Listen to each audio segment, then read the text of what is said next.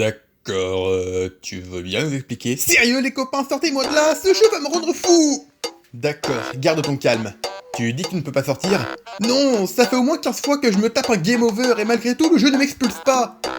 C'est pas normal. Tu dis que ce jeu a été glissé par la fente pour le courrier? Quelqu'un a dû bidouiller la cartouche pour que le game over n'expulse pas le joueur. Je ne vois que ça. Je pourrais régler le problème, mais tant que tu seras à l'intérieur, ce sera trop risqué de retirer le jeu. Tu pourrais disparaître au moment de l'extinction et ne pas revenir lorsqu'il sera réinitialisé au lancement. C'est censé me rassurer, ça! Va falloir que tu finisses le jeu, je ne vois que ça. J'aimerais bien t'y voir, toi! Il a raison, bref. C'est pas dans n'importe quel jeu qu'il est coincé. Comment ça? Je te laisse lui expliquer, Sanna. Bon... Ce jeu n'est autre que Ninja Gaiden sur NES, un jeu réputé pour être très difficile. Pour ma part, ma seule expérience avec la saga fut avec l'épisode Game Boy, et dont je garde de bons souvenirs. A la base, il était sorti sur arcade, et de ce que j'en vois, il m'a l'air un petit peu mou. NANI?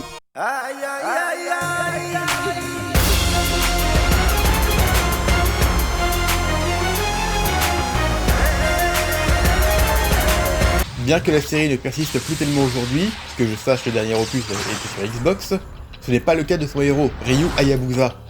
Notamment dû au fait qu'il soit jouable dans Dead or Alive et dans Warriors All-Star aux côtés de d'autres héros de chez Tecmo.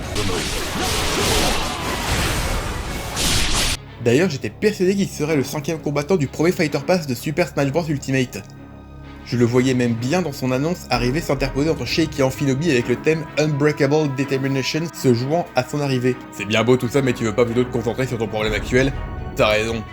Bon, résume-moi ce qui t'est arrivé depuis que tu es coincé là-dedans. Alors voilà. Quand je suis arrivé, j'ai assisté au combat entre Ken Hayabusa et un mystérieux autre ninja qui l'a hélas éliminé. Je me suis ensuite retrouvé en compagnie de son fils Ryu, lisant une lettre de son père qui avait pressenti sa mort et lui demande de prendre son épée et partir en Amérique rencontrer un certain Walter Smith. Et c'est là que le jeu commence. Tiens donc, Ryu Hayabusa et Ken Hayabusa. Oui, je sais! Le premier niveau se passe en ville où on est directement attaqué par des centaines d'ennemis et ces trucs bizarres qui nous foncent dessus à quatre pattes. Des chiens peut-être? Bref, j'ai pu me familiariser avec le gameplay. Ryu se déplace relativement bien et attaque à l'aide de son sabre. Il peut aussi se coller au mur en leur sautant dessus pour atteindre des plateformes trop hautes pour un simple saut. À la manière de Castlevania, on peut ramasser des bonus dans les objets destructibles qu'on peut utiliser en quantité limitée. Bien que j'ai une préférence pour les shurikens, les autres aussi peuvent être utiles dans certaines situations. Enfin je dis ça, si le premier niveau ne nous a pas posé trop de problèmes, le boss dans le bar ayant été relativement simple, les choses se sont compliquées par la suite. Une femme nous a endormis et à notre réveil, cette même femme nous a laissé partir en nous remettant une statue de... xénomorphe. Ok, pourquoi pas. Et on se retrouve dans le deuxième niveau qui est un complexe souterrain, marquant la première apparition de ce qui sera un vrai cauchemar par la suite, les trous. Et oui, j'ai fait le rapprochement avec Castlevania plus tôt, mais ça s'arrête pas au bonus. Ryu recule d'un bond à chaque coup qu'il reçoit, et s'il est au bord d'un trou à ce moment... La première moitié du niveau passe encore, mais c'est une fois sorti du complexe que ça se gâte. Les trous sont partout, des militaires nous attaquent à distance ou nous foncent dessus façon joueur de rugby, et des espèces de... nécromanciens qui nous lancent des crucifix. On va dire que c'est normal, de toute façon regardez comment ça se passe à partir de là. Je vous jure, certaines plateformes sont quasiment impossibles à atteindre tellement elles sont petites quand il y a un ennemi dessus. J'ai dû utiliser un bonus pour en voir le bout. Calme-toi, calme-toi. Bon, à part ça, d'autres problèmes s'offrent à toi? Les ennemis, c'est un peu normal.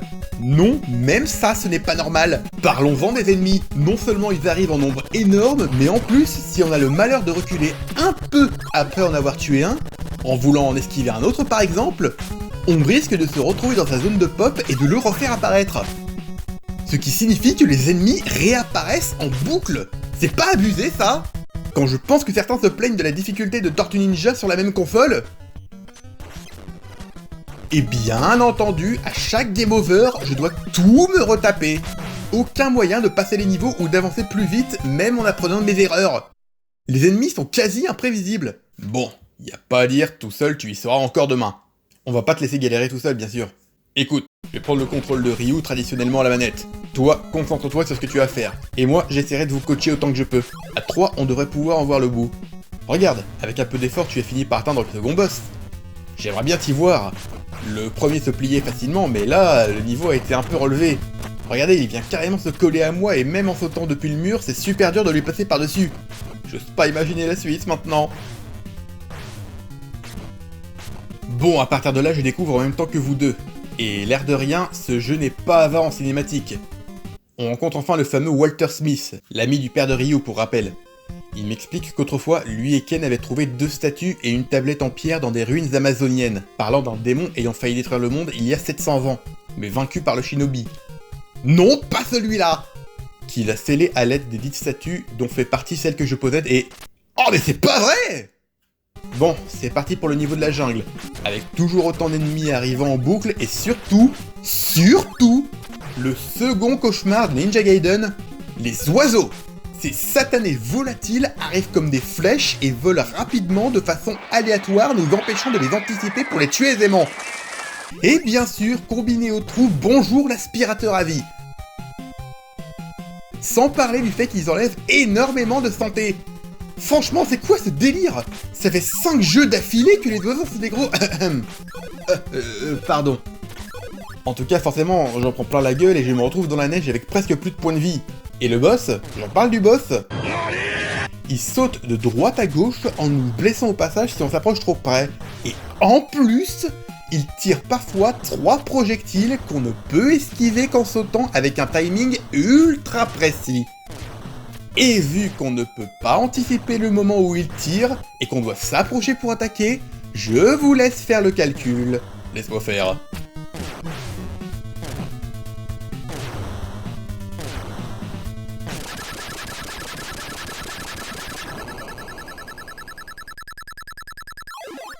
Voilà. Merci, Ref. Bon, plus qu'à retrouver le Dr Smith et... Hein? Ryu, la statue de lumière du démon, ils l'ont prise. Oui, par précaution, ton père et moi avions gardé chacun une des statues. Le démon a dormi pendant 700 ans, mais je crains que son réveil ne s'approche. Quoi qu'il arrive, nous devons empêcher ça. Telles étaient les dernières paroles du Dr Smith avant que des hommes de la CIA ne nous embarquent pour voir leur chef. Celui-ci affirme avoir trouvé les ruines où ont été découvertes les statues et qu'un certain Jackio y a élu domicile pour tenter de réveiller le démon et conquérir le monde avec ses pouvoirs, et nous demande, entre guillemets, d'aller récupérer la statue qu'il possède. On commence le niveau dans la jungle, et franchement les problèmes se multiplient. Déjà, on se rend compte qu'il est très facile de louper une plateforme en sautant. Ryu fait des sauts parfois ridicules. Et il ne peut pas se retourner en plein saut comme dans 90% des personnages de jeu. Ce qui fait que comme j'ai pas l'habitude, j'essaie de me retourner en plein saut pour taper un ennemi à l'atterrissage. Et du coup je me fais avoir. D'autant plus que Ryu s'accroche parfois à un mur s'il est repoussé contre ce dernier, laissant la garde grande ouverte pour une attaque surprise. Sans parler des ennemis qui sont de plus en plus nombreux. Non mais regardez-moi ça, Ryu en est réduit à l'état de boule de flipper. C'est des enfoirés, les piafs. Arrivé à la mine, je... Eh, le voilà le thème Unbreakable Determination.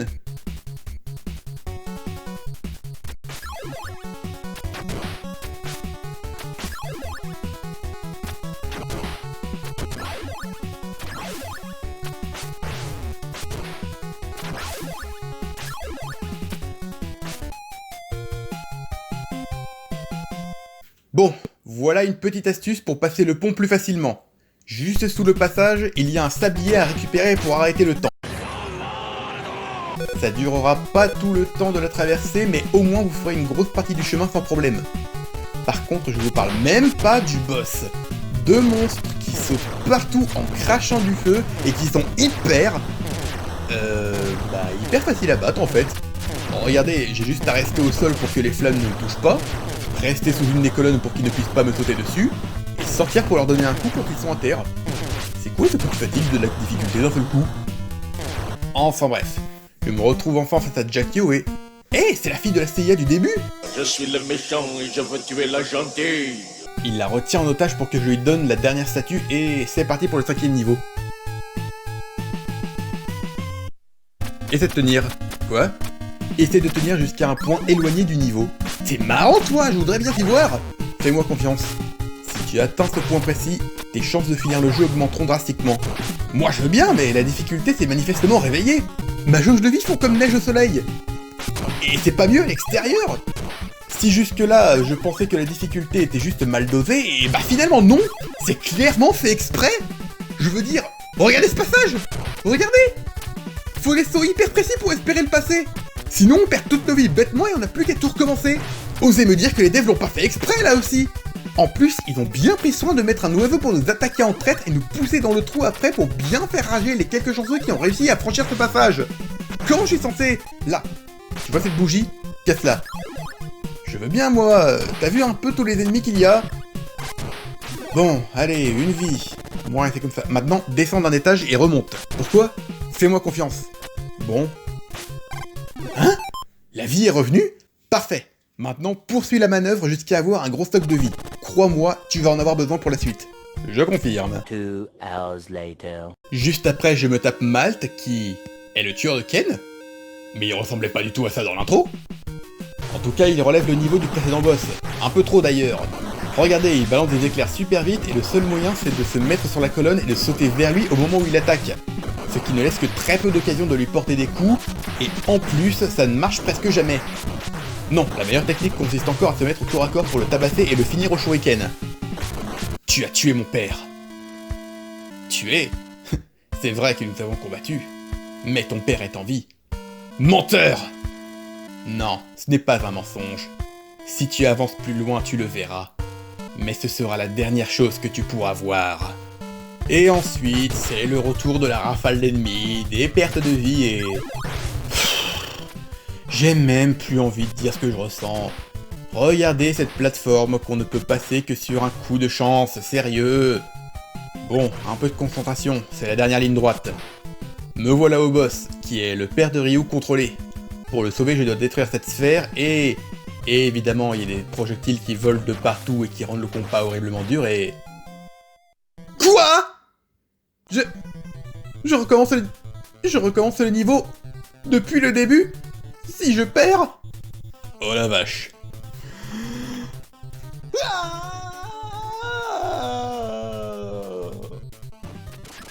Voilà. Qu'on ne me parle plus de... Regarde-moi bien, mes sourcils sont froncés maintenant. Ah, je n'ai jamais vu des sourcils aussi froncés, c'est impossible. Encore un boss? Mais merde quoi, il envoie des projectiles presque impossibles à éviter et pour le taper, je dois l'atteindre en sautant depuis une colonne. Et non seulement ça marche pas à tous les coups, mais en plus je prends masse de dégâts s'il me touche physiquement. Allez. Mais quoi? Là aussi je recommence le niveau depuis le début? Ça veut dire que je dois enchaîner les 2 boss sans perdre? Mais vous avez fumé quoi les devs? Vous trouviez pas que votre jeu était assez difficile comme ça? Vous vouliez rendre les joueurs fous? Les inciter à plus jamais toucher aux jeux vidéo? Le level designer de Sonic 2 est passé par là aussi? Attends, mets-toi à l'abri. J'ai le truc, il suffit de se laisser toucher de façon à se retrouver dans le petit coin en haut du mur. De là, je peux le taper sans crainte dès qu'il arrive. Mais il continue de t'envoyer des flammes! T'en fais pas, j'ai juste à rester concentré pour le taper et esquiver au bon moment. Et... voilà! Ouf! Sauvé! Jackio est vaincu et le jeu est terminé. Je vais enfin pouvoir sortir de...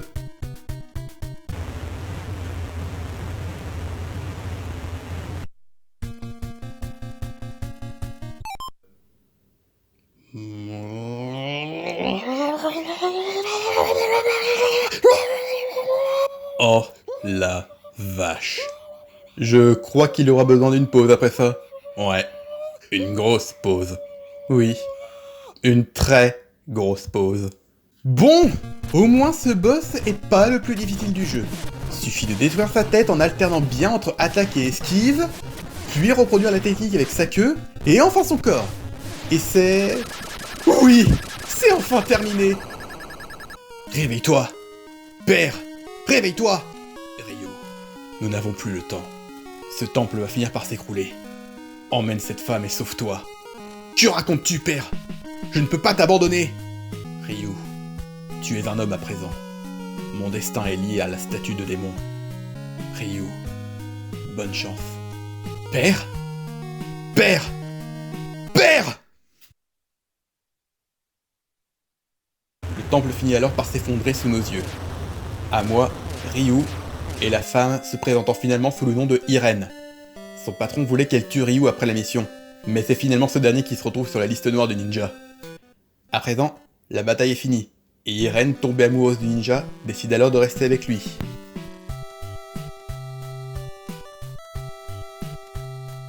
Je suis enfin libre. Ça va aller? Merci les gars. Sans vous, j'y serai encore. Bon, je vais démonter la cartouche pour voir ce qui a été modifié. Ensuite, au moins ça nous fera un jeu gratuit. Je vous préviens, pas question que j'y retourne. Ok, l'aventure en elle-même était bonne, mais la difficulté était bien trop mal dosée. On a plus l'impression que les devs voulaient à tout prix que les joueurs deviennent fous en y jouant. Et le fait que les ennemis envahissent l'écran, que le moindre faux pas coûte une vie, que certains passages soient franchissables que par un coup de chance, et qu'il faille enchaîner les 3 boss finaux sans perdre sous peine de devoir refaire tout le niveau, et qu'un game over engage un retour au point de départ, en est la preuve. Le jeu est trop difficile pour être bon selon toi? Pas parce qu'il est difficile, mais parce qu'il l'est injustement. Regardez, la version Game Boy.